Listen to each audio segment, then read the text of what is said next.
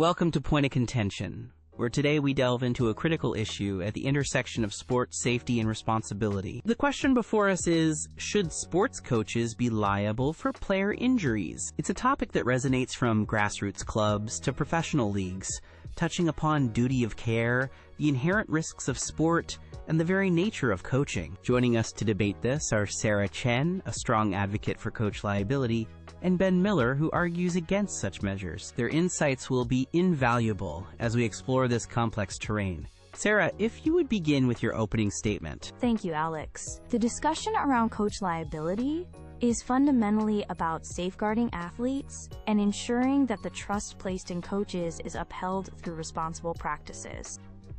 When we speak of liability, it's crucial to distinguish this from the unavoidable, inherent risks of athletic participation. We are not suggesting coaches become insurers against every bump or bruise. Instead, we are focusing on instances of negligence, where a coach's action or inaction falls below an accepted standard of care, directly leading to a preventable injury.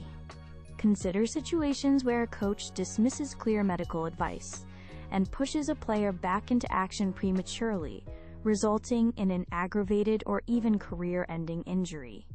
Think about training regimens conducted in patently unsafe environments, or the use of equipment known to be faulty, simply because of expediency or a misguided toughness philosophy. These are not mere accidents. They are failures in the duty of care that every coach, by virtue of their position of influence and authority, owes to their players, especially younger, more vulnerable athletes. Implementing a framework for coach liability isn't about fostering a blame culture. It's about promoting a culture of accountability and diligence. It would naturally incentivize more comprehensive coach education, emphasizing risk assessment, injury prevention, and emergency response protocols. Furthermore, it would compel sporting organizations to ensure their coaches are not only qualified but also continuously updated on best practices for player safety. The argument that this might deter individuals from coaching or lead to overly timid coaching underestimates the professionalism and dedication of most coaches. Rather, it empowers them by clarifying expectations and providing a clear mandate to prioritize player welfare above all else, even above the pressures of winning. Ultimately, holding coaches accountable for negligence is a vital step in protecting athletes, enhancing the integrity of sports, and ensuring that the pursuit of athletic excellence does not come at the cost of avoidable harm. Player welfare must always be paramount. Thank you, Alex and Sarah. While I wholeheartedly agree that player safety is of utmost importance, I believe that imposing direct personal liability on coaches for player injuries presents significant practical problems and could ultimately be detrimental to the sports we all value. Sports, by their very nature, carry an inherent risk of injury. Every tackle, every jump, every sprint involves a possibility of something going wrong, regardless of the quality of coaching. The challenge lies in drawing a clear, objective line between an unfortunate accident, an error in judgment made in good faith, and genuine, provable negligence. This distinction is often blurred and highly subjective in the dynamic context of sports. Introducing personal liability for coaches, I fear, would foster an environment of excessive caution, a litigation-first mindset. Coaches might become so preoccupied with avoiding potential lawsuits that they shy away from innovative or challenging training methods essential for player development and for pushing the boundaries of athletic performance. This defensive coaching could dilute the competitive spirit and the very excitement that draws millions to participate in and watch sports. Furthermore, we must consider the vast number of coaches, particularly at the grassroots and youth levels, who are volunteers or receive minimal remuneration. These individuals dedicate their time and passion out of a love for the game and a desire to mentor young athletes. To burden them with the threat of personal financial ruin due to an injury, which could be misconstrued as negligence, is not only unfair but could also lead to a significant decline in a much-needed volunteer coaching workforce. It's important to recognize that existing legal frameworks already offer avenues for recourse. Clubs and sporting organizations typically carry insurance and can be held liable for systemic failures or for not ensuring adequate coaching standards. The focus should be on strengthening these organizational responsibilities, improving coach education and certification programs, and fostering a culture of safety through support and resources, rather than through punitive measures aimed at individual coaches. Imposing personal liability risks, creating a chilling effect on coaching, potentially damaging the vibrancy of sport from the ground up, without necessarily leading to a significant improvement in safety beyond what robust institutional policies can achieve. Ben raises some valid concerns, particularly regarding the volunteer base in coaching, but I believe his arguments mischaracterize the aim and likely impact of establishing clearer coach liability. He speaks of the inherent risk in sports, and on that, we agree. However, the discussion about liability isn't centered on unavoidable accidents that are part and parcel of athletic endeavor. It is squarely focused on preventable injuries, those that occur because a coach knowingly or recklessly disregards established safety protocols, ignores medical expertise, or fails to provide a reasonably safe environment. The fear of defensive coaching is, I believe, overstated. True accountability doesn't breed timidity. It fosters responsibility. It encourages coaches to make informed, considered decisions, to be diligent in their planning, and to prioritize the well-being of their athletes. This isn't about eliminating all risk, which is impossible in sport, but about mitigating unnecessary risk through professional conduct. While Ben points to existing frameworks like club liability and insurance, these systems often fall short, especially in protecting vulnerable young athletes from specific instances of coaching negligence that may not reflect a systemic failure of the entire organization. Sometimes it is the individual coach's direct lapse in judgment or care that is the primary cause of harm, and current systems can be too diffuse to address this effectively. Holding coaches to a professional standard of care with clear consequences for negligence reinforces the message that athlete safety is not a secondary consideration, but a fundamental obligation of their role.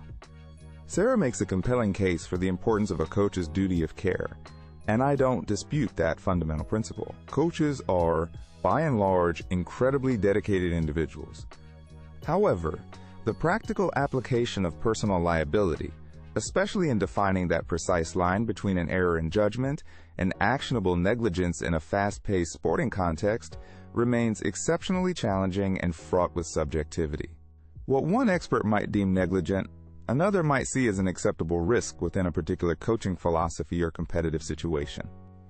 This ambiguity is where the problem lies for individual coaches. Sarah suggests that accountability fosters responsibility, not timidity. While that's the ideal, the reality in a litigious society is that the fear the tying view of personal financial ruin, regardless of true culpability, can be a powerful deterrent. This could disproportionately affect recruitment and retention of coaches in grassroots sports, where individuals lack the resources or institutional backing of professional setups. Rather than focusing on punitive measures against individuals after an injury has occurred, our efforts would be more productively channeled into proactive strategies. This includes significantly enhancing coach education, providing ongoing professional development, ensuring access to sports science and medical expertise, and establishing robust, clearly communicated safety policies by governing bodies and clubs.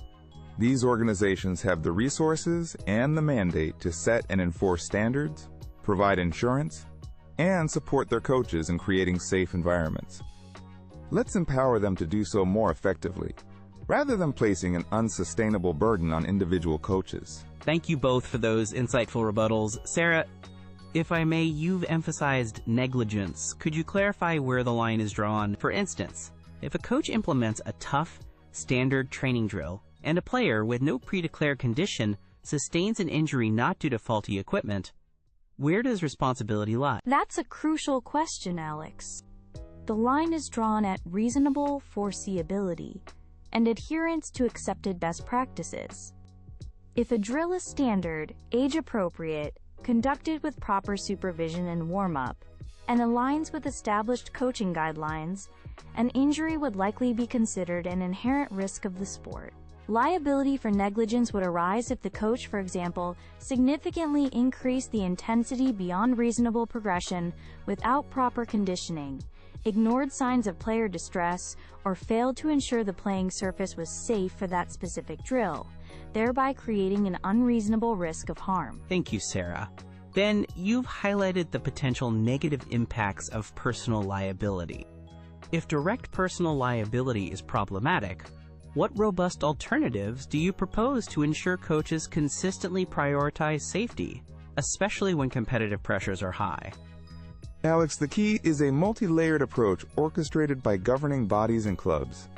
This includes mandatory, recurrent, and advanced safety training for all coaches, covering risk assessment, concussion protocols, and emergency action plans. Secondly, stronger independent oversight mechanisms within clubs and leagues, perhaps a dedicated safety officer, to monitor training practices and ensure adherence to centrally mandated safety codes. And finally, enhanced whistleblower protections for those who report unsafe practices. A follow-up for both of you. How does the concept of assumption of risk by players, especially adult or professional athletes, intersect with your views on coach liability or alternative safety measures? Assumption of risk is a valid legal concept, but it doesn't absolve coaches of their duty to not be negligent. An athlete assumes the inherent risks of a sport, not the risk of a coach failing to provide a reasonably safe environment or making reckless decisions. Particularly with minors, the capacity to truly, quote, assume risk is diminished, heightening the coach's responsibility. Adult athletes certainly understand and accept a degree of risk. However, this shouldn't be a shield for genuinely poor coaching practices. My concern is that an expanded liability framework could see this assumption of risk defense eroded by opportunistic litigation. Clear guidelines from governing bodies on what constitutes acceptable risk in practice are vital here, helping to define that boundary for everyone involved. Throughout this discussion, my position has remained clear. Establishing appropriate avenues for coach liability in cases of proven negligence is not an attack on the coaching profession, but a vital measure to protect athletes and uphold the standards of care they deserve. It's about ensuring that coaches, entrusted with the physical and often emotional well-being of their players, act with reasonable care, diligence, and professionalism at all times. This isn't about penalizing coaches for unavoidable accidents or for the inherent risks associated with sport. It is about accountability for decisions or omissions that fall demonstrably short of accepted safety practices and directly lead to preventable harm. For young athletes in particular who rely so heavily on the guidance and protection of their coaches, this framework is essential. It fosters a culture where safety is not just a guideline, but a non-negotiable priority. Ultimately, appropriate liability measures encourage better education, more responsible coaching, and a safer environment for everyone involved in sports. It's about elevating the profession and ensuring the integrity of athletic competition. While I share Sarah's commitment to athlete safety, I maintain that imposing direct personal liability on coaches carries substantial risks that could ultimately harm the very sporting ecosystems we aim to protect. The potential for a surge in litigation, the difficulty in objectively defining negligence in dynamic sporting contexts, and the chilling effect this would have on individuals volunteering or choosing coaching as a profession, especially at community levels, are serious concerns. These risks, in my view, outweigh the perceived benefits, particularly when robust alternative pathways to ensuring safety exist and can be further strengthened. Our focus should be on empowering sports governing bodies and clubs to implement and enforce comprehensive safety protocols, provide continuous and advanced training for coaches, offer them better support systems, and ensure adequate insurance coverage is in place. This systemic approach, emphasizing education, prevention, and organizational responsibility, is far more likely to create a sustainable culture of safety without discouraging the dedicated individuals who are the lifeblood of our sports. Let's support our coaches, not unduly burden them. Thank you, Sarah Chen and Ben Miller, for a comprehensive and thought-provoking debate on a truly complex issue. It's clear that balancing the imperative of player safety with the inherent risks of sport and the practical realities of coaching requires careful consideration from all stakeholders. That concludes this edition of Point of Contention. Good evening.